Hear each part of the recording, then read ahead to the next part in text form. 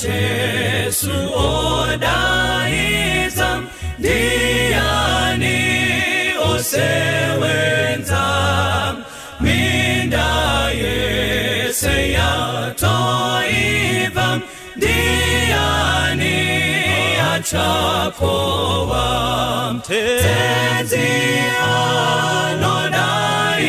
anodaitira achazokupatuso ndiani achapindura ndiripano nditume kana usingabiri nyanza kana kushumaira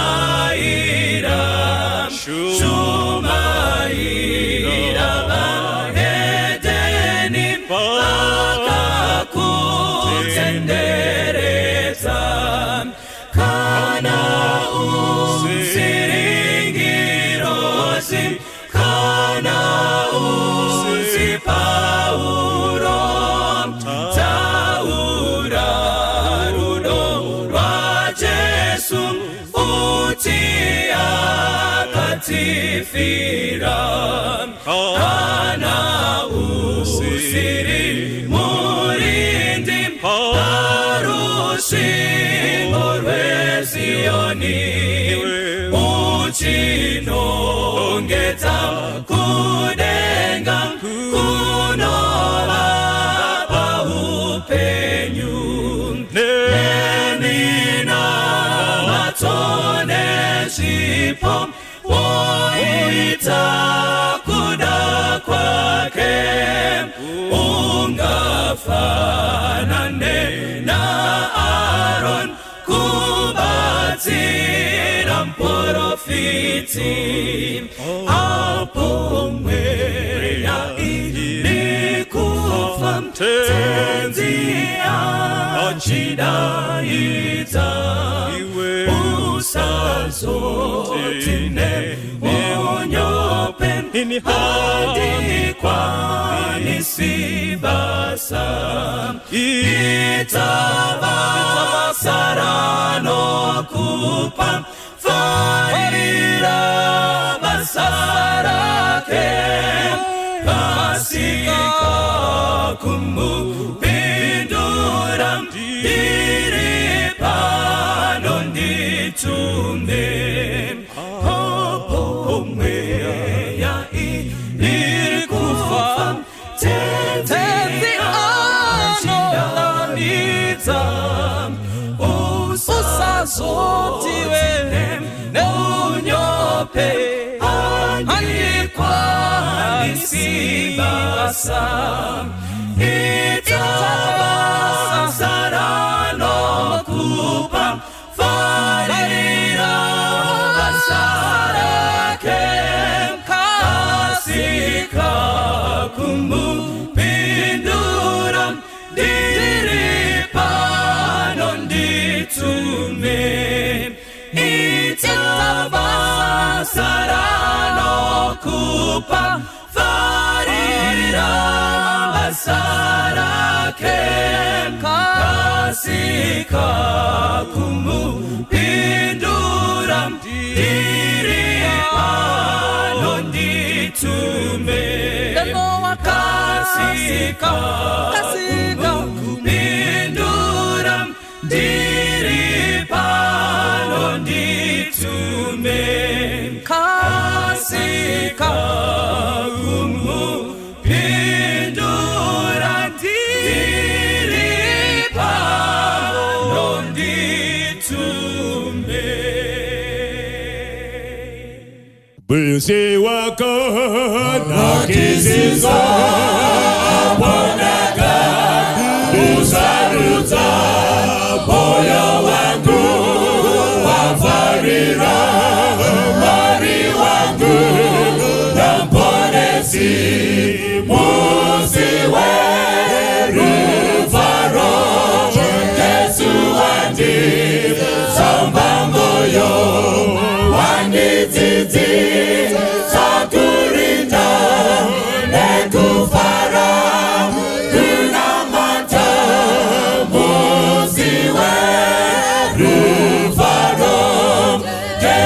wangiza mbamboyo raperaro asakuru diri wate zinge wangu hadifuwa jatewera dafarambu gudainza musiwe rufaro Jesu wangi samba moyo wangi titi sakurinda nekufara kunamata musiwe rufaro Jesu wangi samba moyo sinozoro ramoyo wo fungangei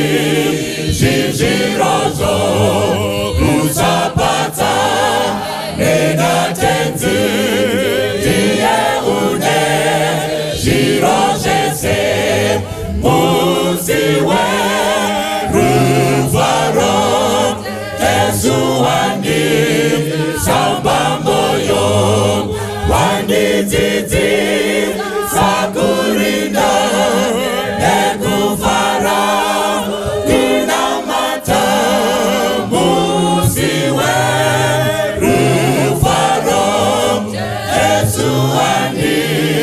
Samba moyo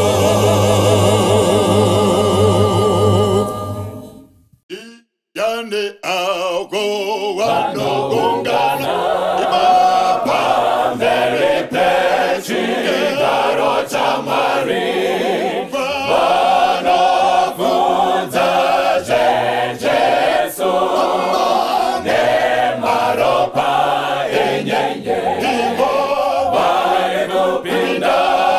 Jerusalem aja basambane maropa enyenye bare kupinda Jerusalem aja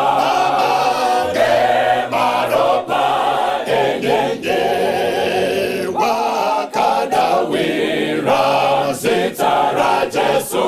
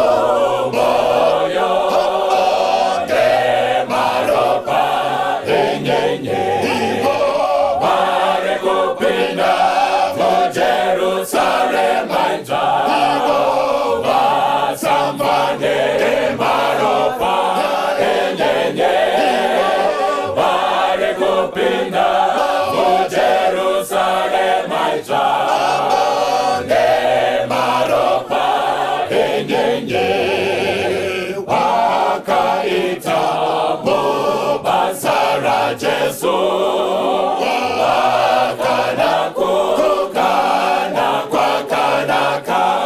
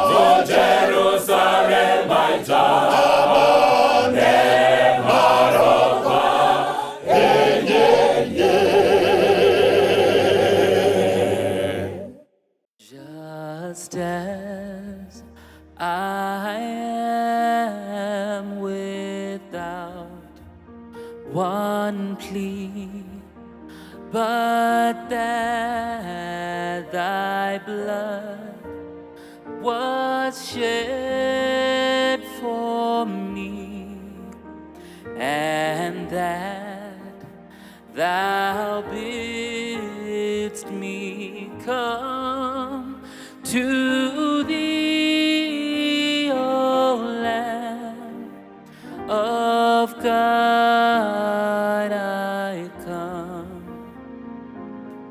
I come.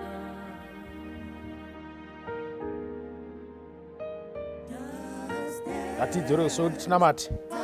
Baba wedu vari kusoro kudenga, toda kutendai mukati mesabata ranhasi.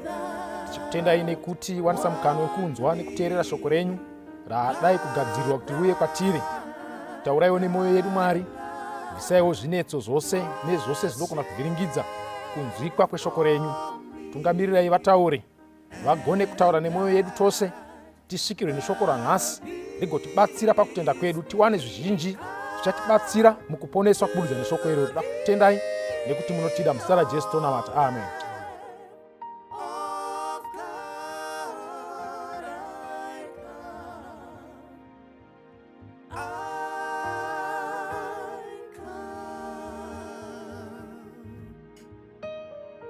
Just as I am, and waiting not to reap my soul of want of Lord, to thee whose blood can cleanse its born, O Lamb of God, I come, I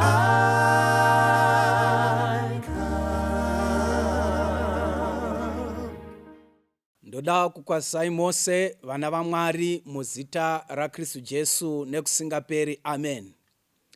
Ndokuchingamidzai kuchidzidzo chedu chezuva ranhasi, patichatarisa musoro wenyaya unoti kufamba mukupenya, walking in the light or walking as light, kufamba sechiedza, kufamba mukupenya, kana kuti kufamba sechiedza. Mwari vatikomborere patichadzidza. Tichaverenga kubva mukati mebhuku yavaEfeso chapter 5 pavhesi ya8 kusvika vhesi ya14. Ndichaverenga muchirungu ndozoverenga muchishona. Muchirungu Bhaibheri rinoti, for you were once darkness, but now you are the light in the Lord. Walk as the children of light, for the fruit of the Spirit is all goodness, righteousness, and truth, finding out what is acceptable to the Lord, and have no fellowship with the unfruitful works of darkness, but rather expose them. Verse 12. For it is shameful even to speak of those things which are done by them in secret. But all things are exposed, are made manifest by light. Therefore, he says, awake, you who sleep, arise from the dead, and Christ will give you light. Mwari vakomborere shoko ravo chiverengwa nekusingaperi, amen. We are going to pray. Baba vari kudenga, tokutendai mukati menguva dzino patiri kuverenga shoko renyu rakafemegwa nomweya wenyu. Betserai kududzigwa kwaro, rivigire nyasha vacharinzwa, richigadzirire ushe hwekudenga watosvika. Ndo munamato wedu muzita raJesu nokusingaperi, amen. Paul ari kunyora kukereke paEfeso, kereke muregion yeAsia Minor, achikurudzira kufamba mukutenda. Anonyora kumashure kuti kana muchifamba mukutenda, when you are living, pamuri kurarama mukutenda muchikristu, anombonyora kuti walk in unity, fambai mukubatana. Apa akunyora pamusoro pekufamba muchiedza kana kuti kufamba sechiedza. Rega ndiverenge muchishona inoti, nokuti kare maivarima, ndiva Efeso chapter 4 verse 8. Kare maivarima, asi zvino muri chiedza munashe, fambai savana vechiedza, nokuti chibereko chechiedza chiri mukunaka kwose nokururama nezvokwadi. Verse 10, muchiedza muzive zvinofadza Ishe, regai kuyanana namabasa erima asina zvibereko, asi zviri nani kuti muarayire. Verse 12, nokuti izvo zvinoitwa navo pakavanda zvinonyadza kana zvichirehwa. Verse 13, asi zvinhu zvose kana zvarayirwa zvinoratidzwa chava chiedza. Saka iye anoti, mukaiwe uvete, muka kuvakafa, kuti Kristu achakuvhenekera. Mwari vakomborere shoko ravo richiverengwa nokusingaperi. Amen. Munyori panapa ane zvidzidzo zvaari kutipa pandima iyi maringe nokurarama kwedu sevana vechiedza. Ari kutaura kuvatendi vechikristu, vatendi vakatenda muna Jesu Kristu, vatendi vakabva mune kumwe kutenda kwavaiva nako, kutenda kwakanga kusiri kwaMwari, kutenda kwakanga kusiri kwaJesu, asi kutenda kwakanga kuri mune zvimwe zvitendero, vachiuya kuna Jesu muvambi nemukwanisi wekutenda uku. Saka ari kuti kudini? Mumavhesi aya ari kutsanangura shanduko kana kuti transformation inoitika kana mutendi achinge abva murima kuuya kuchiedza. By the way, rega nditaure nekukasika kuti kana usati wotenda muna Jesu Kristu, usati watenda mushoko raakafemera, usati waziva zvokwadi, uchiri musungwa, uchiri mujere, uchiri murima. Unogona kunge uchitoita kunge munhu ari kuziva zvaanoita, but Bhaibheri rinoti kana usina kutenda kuna vose vakamugamuchira, ndivo vaakapa simba rekuti vanzi vana vaMwari. Saka kana munhu achinge abva murima muzvitendero zvisiri zvaJesu Kristu, by the way zvakawanda zvitendero pasi rino zvisingatendi kuna Jesu Kristu, izvozvo zvitendero izvozvo ndo zvinonzi munhu achiri kufamba murima, achiri mwana werima. Asi kana munhu amuna Kristu, amuna Jesu, mutendi, akudaidzwa kunzi mwanakomana kana mwanasikana wechiedza.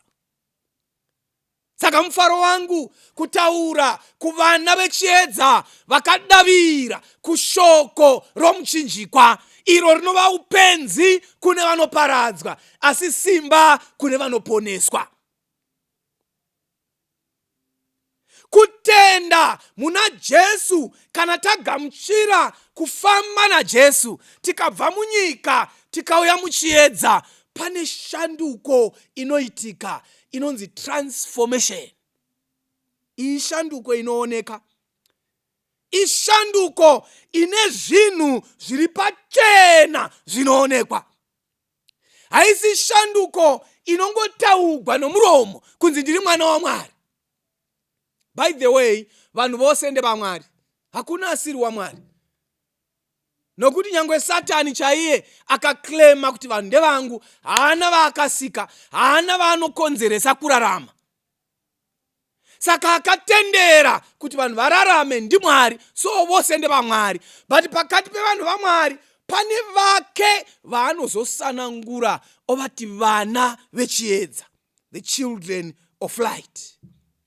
Saka ivava vatenda kuna Jesu, vakagamuchira dzidziso dzaJesu Kristu kuburikidza neshoko rake Bhaibheri, vaparidzi vaparidza, vafundisi vafundisa, vadzidzisi vadzidzisa, kereke dzadanidzira ruponeso, vanhu vakabva kurima vakauya muchiedza. Mwari voti iyemi makadaro makagamuchira kutenda, chifambai sevana vechiedza. Saka mutendi akuzikamwa, akuonekwa nezvimwe zvaanofanira kunge achiita zviri mumabasa. Saka ane macharacteristics, zvimiso, minongedzo yakafanana nekuti kunaka, goodness, kururama, righteousness, zvokwadi, truth. Maizviziva here kuti zvinogoneka kupinda kereke dzechiKristu but munhu asina kururama? Zvinogoneka kupinda mukereke asi munhu asiri wechokwadi? Zvinogoneka kupinda mukereke kutofitwa namayunifomu asi munhu asina kunaka, ari munhu akaisvoipa? Saka kungopinda mukereke nokurarama, tichipinda mumakore achipera hezvino rimwe ropera, hazvirevi kuti tatove vana vaMwari vanofamba nechiedza. Dzimwe dzingori nyasha mudikana dzinotiraramisa, nokuti ndiye unonayisira mvura vakarurama nevasina kururama. Ndiye unopa mweya wokufema kune vakarurama nevasina kururama. Ndiye unopa neshiri dzokudenga zvokudya nemhuka dzomusango zvokudya. Unopawo navanhu vaakasika nomufananidzo wake. Asi kune vake vanonzi vana vechiedza, vanofanira kufamba nokutenda. Transformation, shanduko iyi inorevei? Inoreva kuti munhu abva murima, out of darkness into the marvelous light. Ndo saka Peter achiti, imi muri vana vamambo, a holy priesthood, rudzi rutsvene, uprista hwamambo, vanhu vaakazviwanira, vaakadana kuchiedza chake chikuru chinoshamisa vachibva murima. Teerera mudikana, patakanga tisingazivi Mwari, takanga tiri murima. Umwe muimba anoti, taive tiri mudima, tisina ruponeso, rwakauya ruponeso, rwakauya ruponeso. Taive tiri muchinyi? Mudima, tisina ruponeso, kubva rwauya ruponeso. Saka chava chishamiso chedenga kuti iwewe unzi mwana waMwari, kuti inini ndinzi mwana waMwari. So pane mufambiro watinofanira kuita. Uri kunzi chifambai sevana vechiedza, kwete sevana verima. Chii chinonzi chiedza? Chiedza is the opposite. Izwi rinoreva zvinopikisana nekuti rima. Kune vara rinoti dima. Izwi rinopikisana naro nderekuti chiedza. Kana hwava, chinoita kuti hwava usiku, haisi nyaya yekuti hakuchina zuva. Zuva rine ririko, asi isu hatarioni.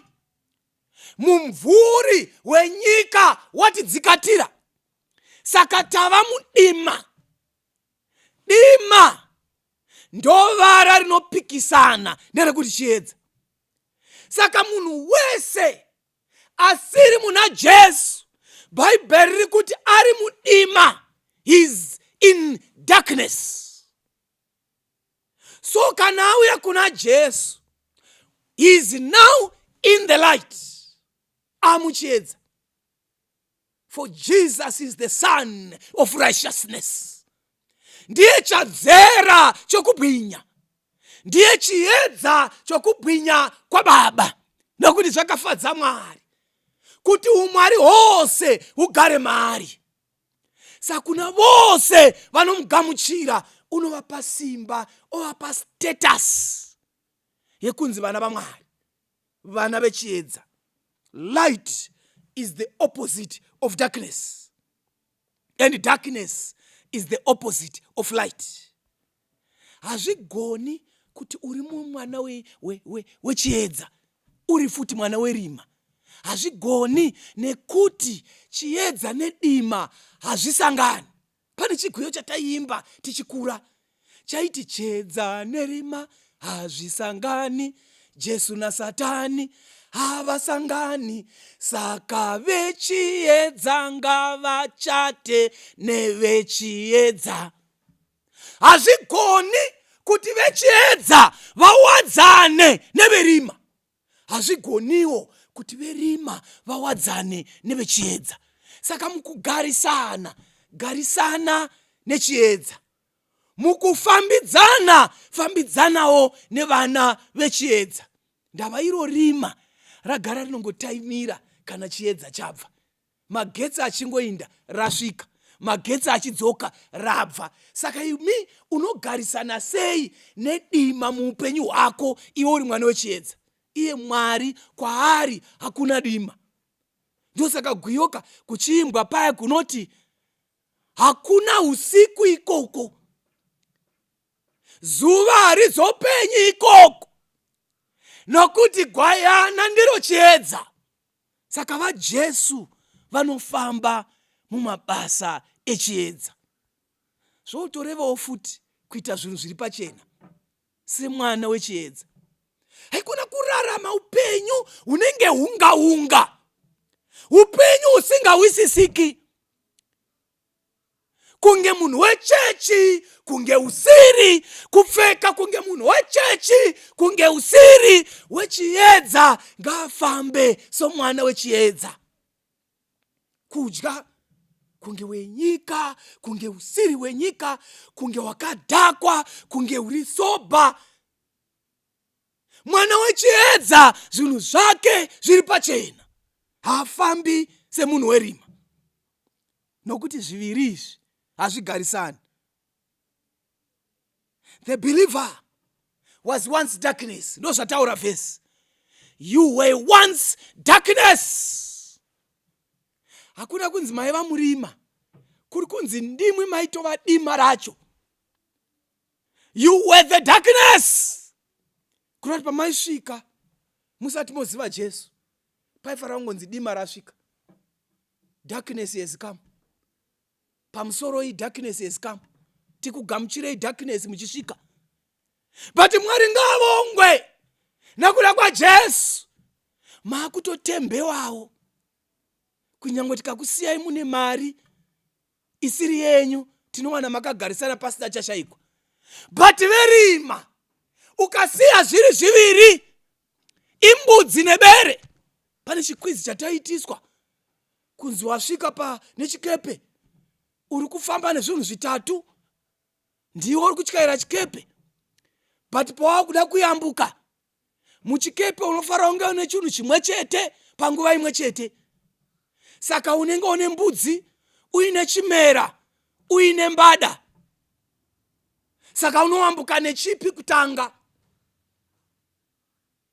Kuti usiye mbada nembudzi chimwe chodliwa, kuti usiye mbudzi nechimera chimwe chodliwa.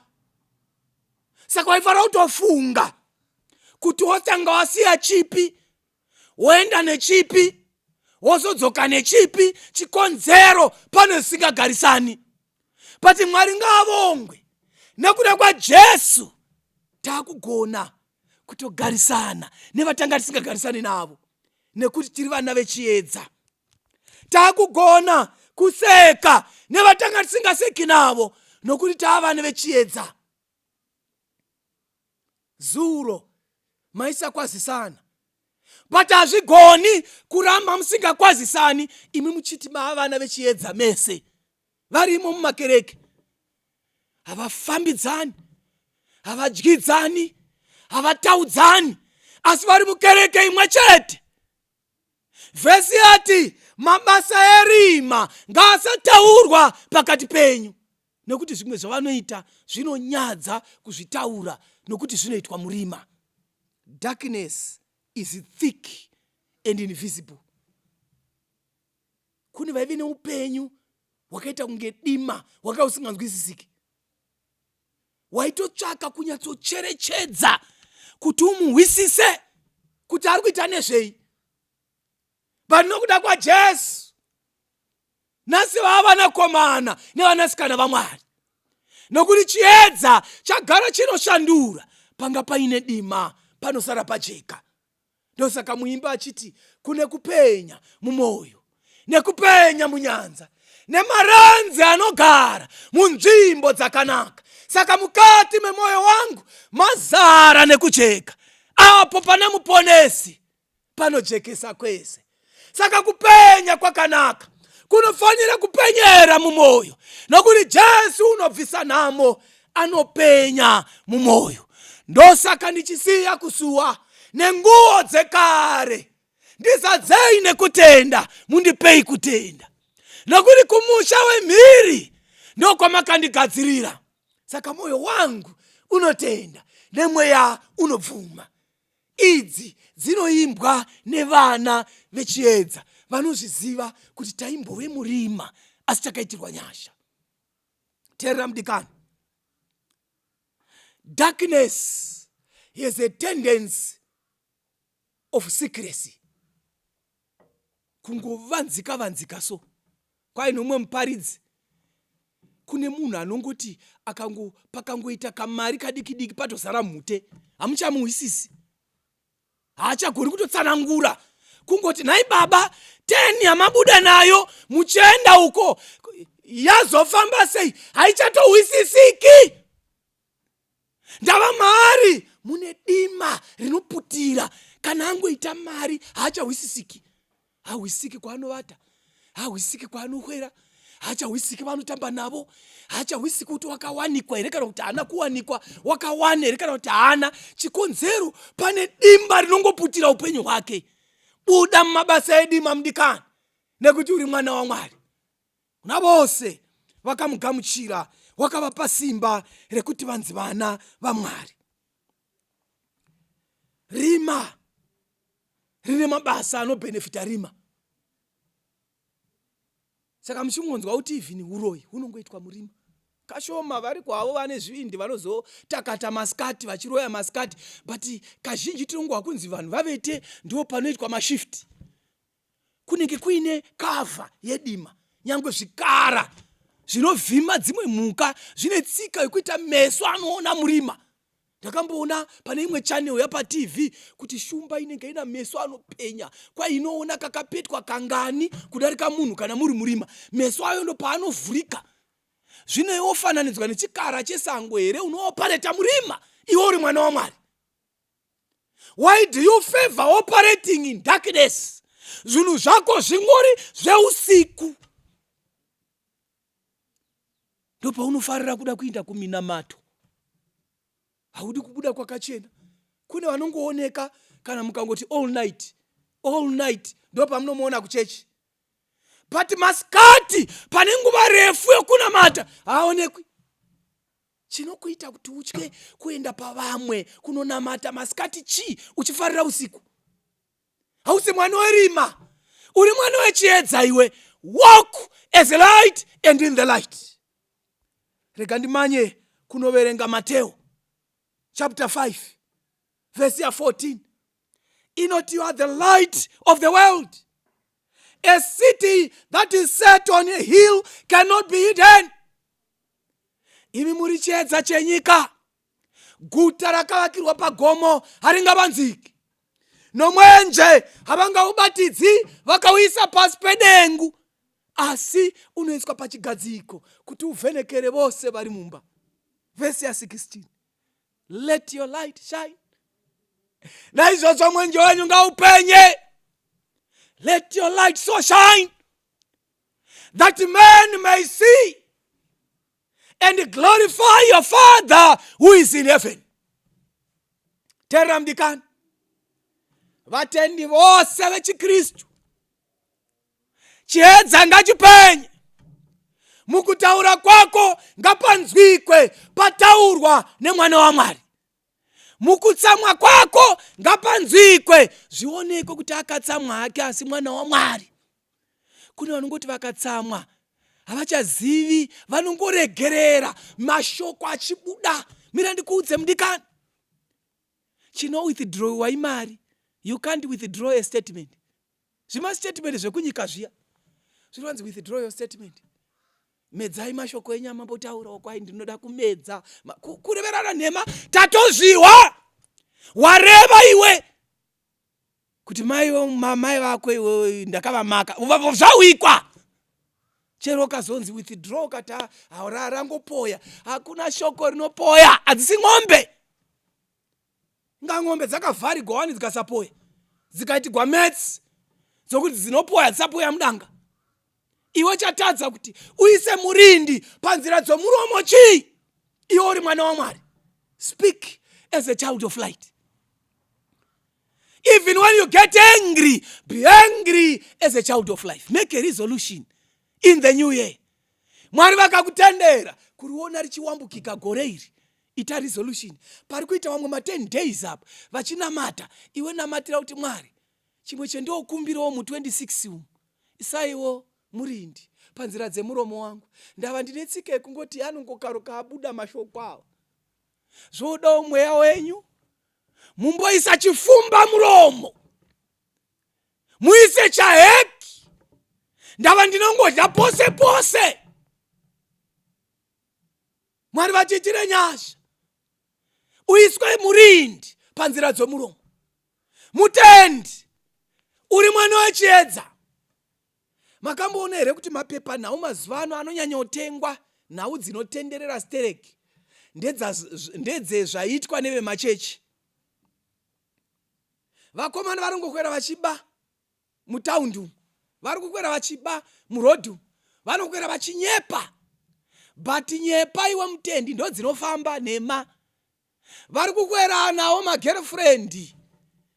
Iwe ingoita hwani ndo inonyogwa pamusoro pepeji. Vari kungoputa zvinodhaka. Asi iwe ingoputa mutendi ndio unobuda pepeji yokutanga. Chikonzero chii? Uri guta rakavakirwa pagomo, harivanziki. Havatozvitarisiri kuti zviitwe newe. So walk as the child of light. Vesi yati, do not fellowship nemabasa erima, but rather expose them. Hakuna kunzi be exposed, but rather expose. Kune vatendi vanorarama nekuvharavhara. Upenyu hwake anoda kuti kungovharavhara zvinhu, so zvinhu zvake ndezvekuvharavhara. Zvivharo zvichapera mudikani. Zvivharo zvekuvharisa mabasa erima zvichapera. You will be exposed. How shameful to be exposed. Hazvirambidzwi neshoko kunyepegwa usina zvawaita, unogona kunyepegwa. But ngavasataura zvichinzi ndizvo izvo zviri izvo. Ngazvinzi ndizvo izvo zvisiri, nokuti uri mwana waMwari. Walk in the light. Verse 16 yeMateo 5 yatiyo. Let your light so shine that people may see your good works and glorify your Father who is in heaven. Vanhu ngavaone mabasa akanaka, ngavaone chiedza. Tangokurira mbogara mumalokesheni nematawa light. Ndakashamisika kuti tawa light rinopenya kuisa light kukanda kwose uko nokudzimba uko. But vakomana vembanje vanenge vari pasi paro. Ina ndakuzviwisisa ini kuti vakomana vembanje vanosvuta vari pasi petawa light. Asi tawa light rakaisa chiedza. Ndokodiscover kuti rine tsika yekukanda chiedza kuvamwe. Asi pasi paro paine rima, harisi pasi paro. Wazviwa mudikani. Haisi nyaya yokufamba kuti vanhu vaone kuti ndiri wechechi. Haisi nyaya yokuita kuti vagoti wakanaka. Yet inside you, there is rottenness. Examine yourself. Whether you are still in the light, whether you are walking in the light. Unoavoti kwai, vanhu havakuwisisi. Unotombaita zvakanaka, asi havambokuwisisi. Vanhu havatendi. It's because in you there is bitterness. In you, there is an ego. Self-praise. Unoda mbiri. That's why uchiti kana waita waisa light uko. Unoti vawe vachiombera kuti aiwa takuonai.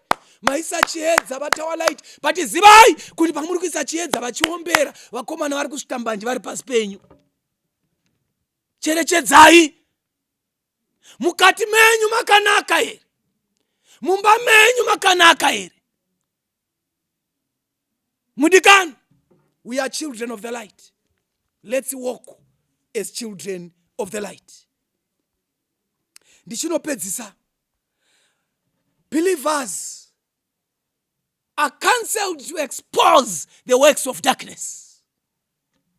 In other words, hatite maconfederacy nevanhu venyika isiri vana vaMwari. Hatite zvisungo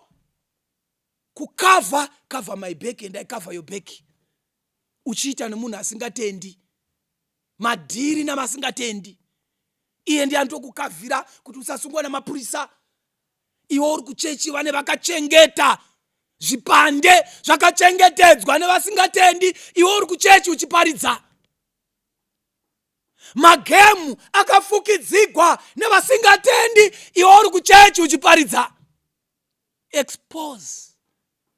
Expose darkness. Yangu angava hama epedyo kana aita mhosva. Expose darkness. Kune maabuse arimo mukati memisha. Concealed by believers. There is a crime in homes. Perpetrators are being concealed in confederacies. Never notenda. Terevadikana. Mwari kana achinge vauya, he is going to expose nezvakaitwa murima. Ndosaka vhesi kuna Mateo ichiti nekazevezeve kakaitwa padzimba dzemukati kachaparidzwa nepamusoro pedzimba. Mwari vatikomborere, Mwari vatiitire nyasha.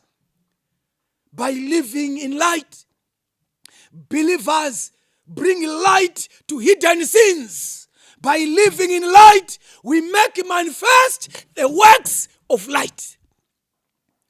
Kune vanofarira kutenda kuna Jesu nekuti vaona mabasa akanaka aitwa nevanotenda. Kwete vachaita kuti vaonekwe nenyika, asi vachaita kuti Jehovha vakudzwe.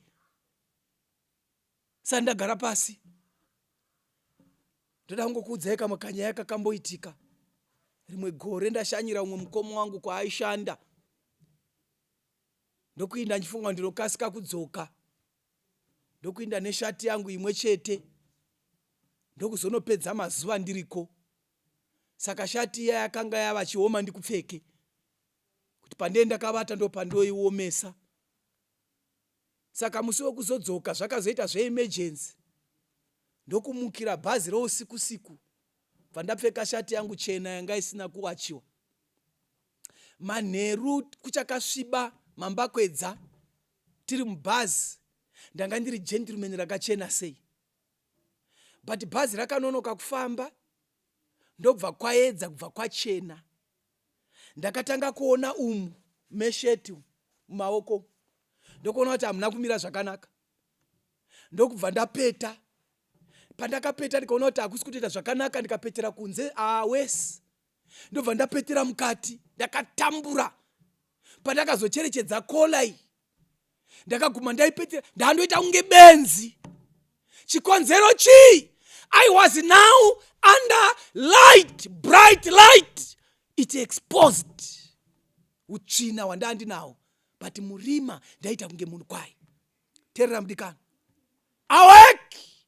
Awake, for the night is past.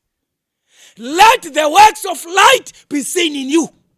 I challenge you as I challenge myself. Let's walk in Jesus. Hatizvigoni tega izvi. We need the Holy Spirit. Vakorinto vechipiri chapter 5 vhesi ya17 uchienda ku20 inoti kana munhu muna Kristu chachisikwa chitsva.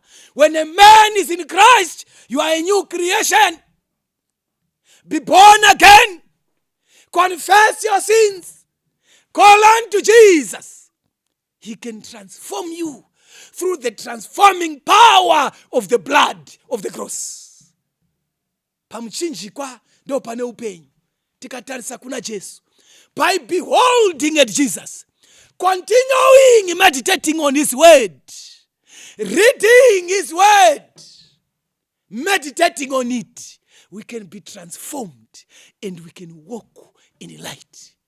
Verse yekupesira, John 17:17. Muvaite vatsvene nezvokwadi. Shoko renyu ndiro zvokwadi. Muvaite vatsvene nechinyi nezvokwadi. Nokuti shoko renyu ndiro zvokwadi. Sanctify them by thy truth, for thy word is truth. May God bless us. May God help us to be children of light and to walk in the light. Kuna vose vanga vasina kutenda kuna Jesu. Come out of darkness. Come to Jesus. You can be a child of life. Hauna kuraramira kusikirwa, kurarama murima, kurarama mukuponda, kurarama mukuputa, kurarama mukuba, kurarama muumondi, kurarama muutsotsi, wakasikirwa kurarama zvakanaka. Nokuti pakupedzisira hakuna rufu kumusoro kudenga. Hakuna chakaipa chinopinda. Vana vaMwari vakaponeswa, vakageswa neropa, ndo vachaponeswa. Ngatinamate pamwe chete. Baba vari kudenga tokutendai. Neshoko renyu rinotiita vatsvene nokuti iro idzvene. Mweya mutsvene tinokumbirai. Uyaiwo mukati muupenyu hwedu. Tigone kufamba sevana vechiedza. Tibvisei mumabasa erima. Tifambe muchiedza sevana vechiedza. Nokuti makatidana kubva murima kuuya muchiedza chinoshamisa. Dziri nyasha dzenyu. Vamwe dei takafira muzvivi asi nenyasha dzenyu takaponeswa. Tenderai avo vari kusumudza mwoyo yavo kwamuri kuti vaponeseke. Tenderai avo vari kugamuchira ike kutanga kuti vakabhabhatidzwa vangaiti vana vaMwari vangafamba noupenyu hutsva muna Kristu Jesu. Nokutendai nokuti munotiregerera patakaita noupenzi tigotanga patsva muna Kristu. Tanamata nekutenda nokusingaperi. Amen. God bless you. Mwari vakukomborere kusingaperi. Amen. Unekopenya mugomo nekupenya munyanza.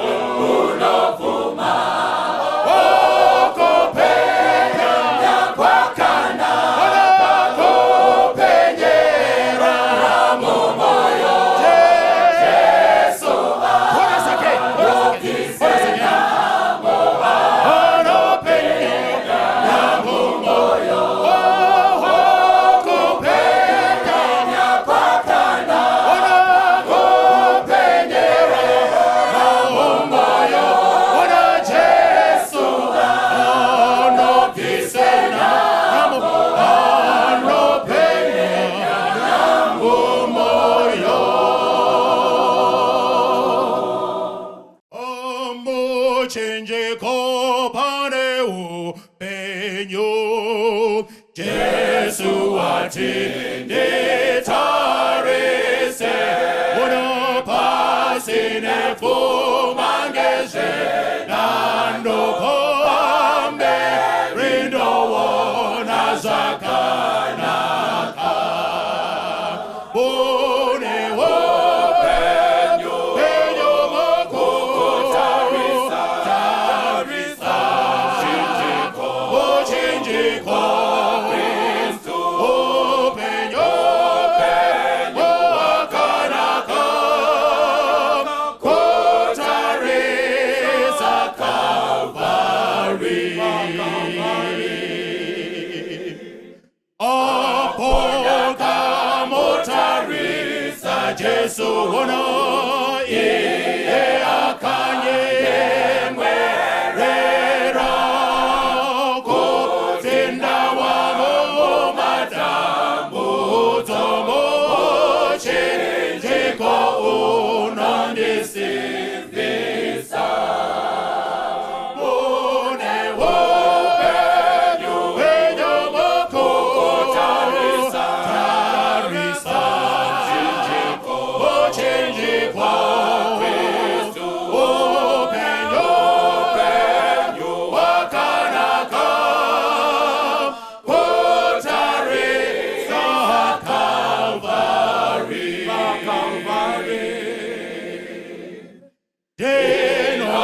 Dinozotarisa mchinjiko. Unondo simbiramo mchinjiko. Hakuna anozoputika. Ano simbira simbaredenga. Mune upenyu penyu moko. Tarisa uchinjiko. Kristu upenyu wakanaka. Kotarisa Calvary.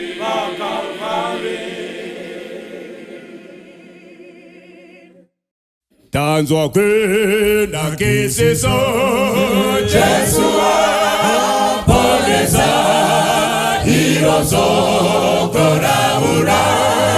Jesu apoleza ziwisa jitatese gumirio penyanza tenzi anotituma.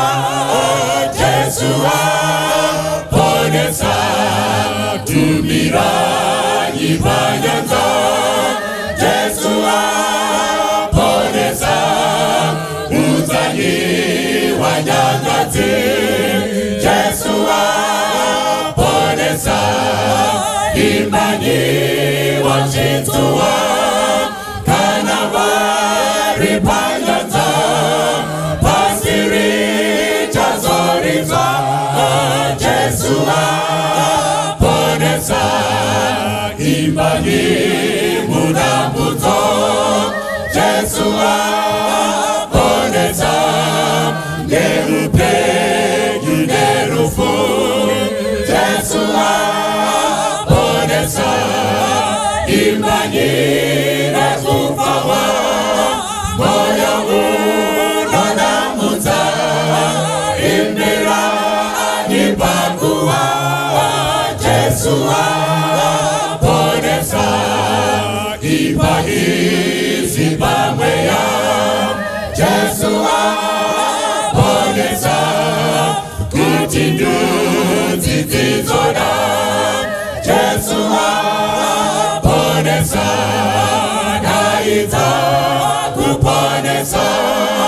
Mumakomboneninga riare nukurira. Jesu aponesa.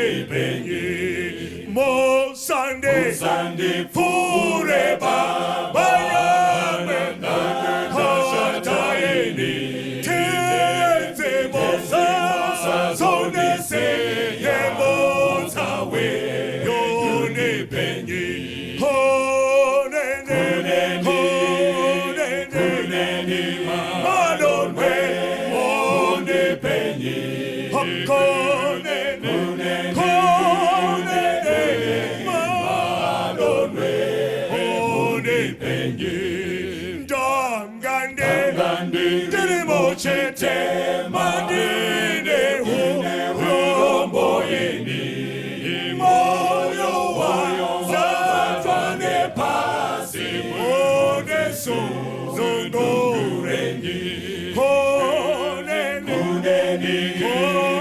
kuneni madonwe unipenye